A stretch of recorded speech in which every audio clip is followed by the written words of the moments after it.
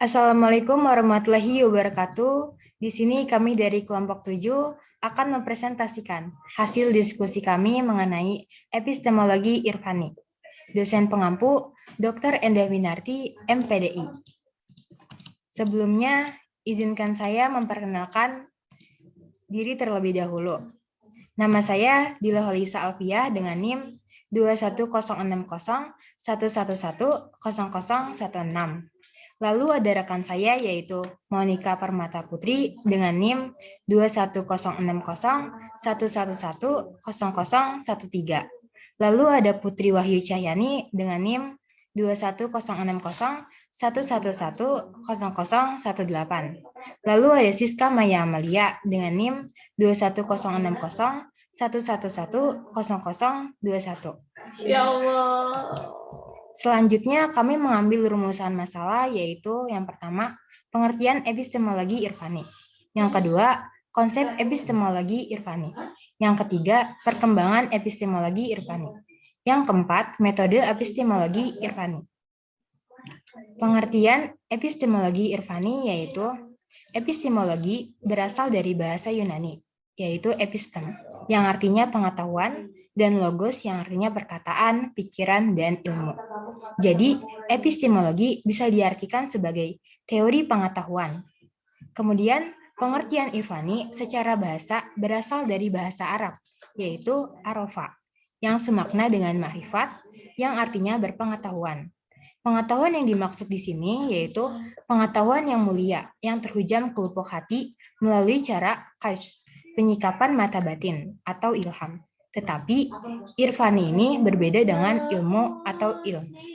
Irfani berkaitan dengan pengetahuan yang diperoleh secara langsung dengan pengalaman, sedangkan ilmu berkaitan dengan pengetahuan yang diperoleh lewat transformasi nakal dan rasionalitas akal. Jadi, epistemologi Irfani yaitu pengetahuan yang diperoleh secara langsung lewat pengalaman atau eksperimen melalui penyinaran hakikat oleh Tuhan kepada hambanya, KAPS, atas realitas spiritual keagamaan. Selanjutnya akan dibahas oleh rekan saya. Kemudian yakni konsep epistemologi Irfani. Menurut Abid Al-Jabiri, seseorang filosof yang terkenal di Maroko pada tahun 1960-an, menggunakan alat Irfani untuk menunjukkan konstruksi tatanan nalar yang didasarkan pada kashf atau penyingkapan, ilham, isra ataupun i'an. Sebagai dasar pengetahuan nalar, Irfani memiliki konsep bahwa Tuhan itu ada atau dianggap sebagai realitas, namun bukan realitas di alam. Sedangkan akal, indera, atau hati yang ada di dunia ini adalah elemen dari alam sehingga tidak mungkin manusia mengetahui Tuhan dengan menggunakan sarana-sarana tersebut.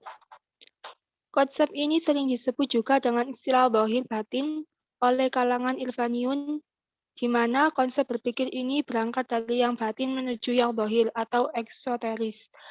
Menurut Abid Al-Jabiri, konsep ini dapat dirujuk agar dapat diterima oleh orang lain secara logis dengan cara ikhtibar, kias, irfani, dan syatohat. Next.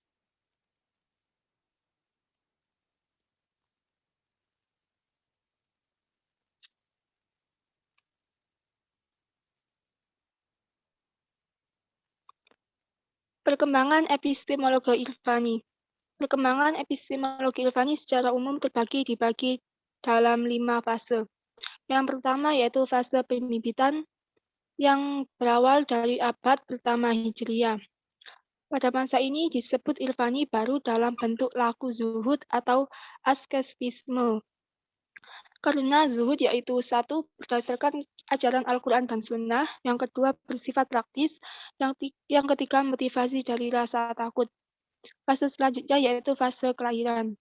Fase ini dimulai pada abad kedua Hijriah. Pada masa ini, beberapa tokoh sufisme mulai berbicara terbuka tentang Irfani. Laku asketisme juga berubah dalam periode ini, zuhud dilakukan atas dasar cinta kepada Tuhan. Kemudian fase pertumbuhan. Fase ini terjadi pada abad ketiga dan keempat Hijriah. Pada masa ini, tokoh sufisme membahas soal pengetahuan, sarana, dan metodenya, tentang zat Tuhan dan hubungannya dengan manusia, atau hubungannya manusia dengannya, yang kemudian disusul perbincangan tentang fana atau ekstasi. Kemudian selanjutnya akan dilanjutkan oleh rekan saya.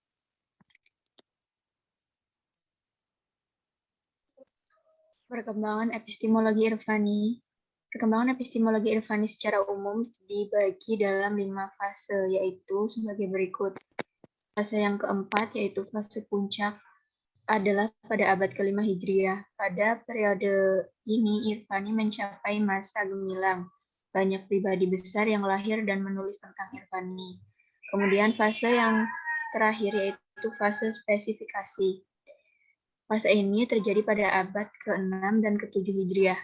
Pada periode ini, secara epistemologi Irfani telah terpecah dalam 2 aliran, yaitu Irfani Sunni menurut istilah Taftazani yang cenderung pada perilaku praktis atau etika dalam bentuk tarikat-tarikat. Kemudian Irfani teoritis yang didominasi pemikiran filsafat. Selanjutnya akan dibacakan oleh rekan saya.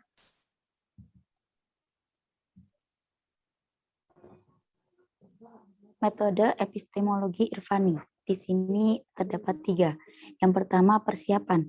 Tahap-tahapnya, yang pertama, taubat, yaitu meninggalkan segala perbuatan yang kurang baik disertai dengan penyesalan mendalam, yang kemudian diganti dengan perbuatan yang lebih baik. Selanjutnya, waro, yaitu menjauhkan diri dari segala sesuatu yang tidak jelas sifatnya, apakah hal tersebut halal atau haramnya.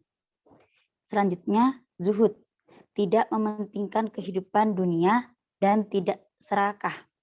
Selanjutnya, fakir, yakni mengosongkan seluruh pikiran dan harapan sehingga tidak mengharapkan Tuhan. Selanjutnya, sabar. Sabar menerima segala kenyataan dengan rela, namun bukan berarti diam. Selanjutnya, tawakal, berserah diri dan percaya atas kehendak Tuhan. Dan yang terakhir, ridho, yaitu menghilangkan rasa ketidaksenangan sehingga menyisakan kegembiraan.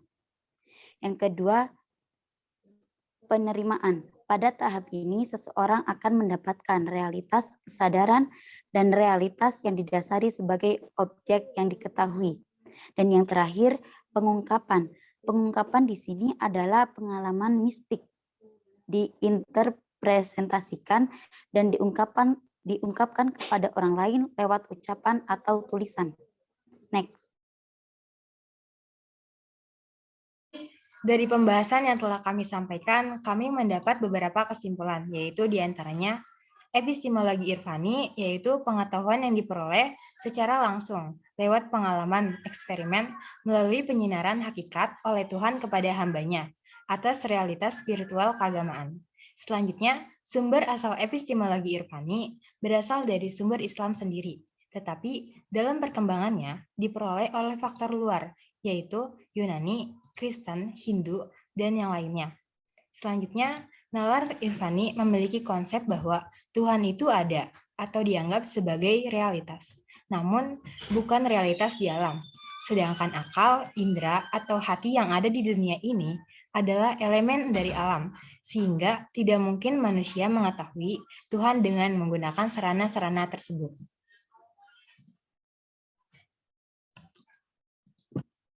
Itu dia pembahasan dari kelompok kami. Kurang lebihnya mohon maaf. Wassalamualaikum warahmatullahi wabarakatuh.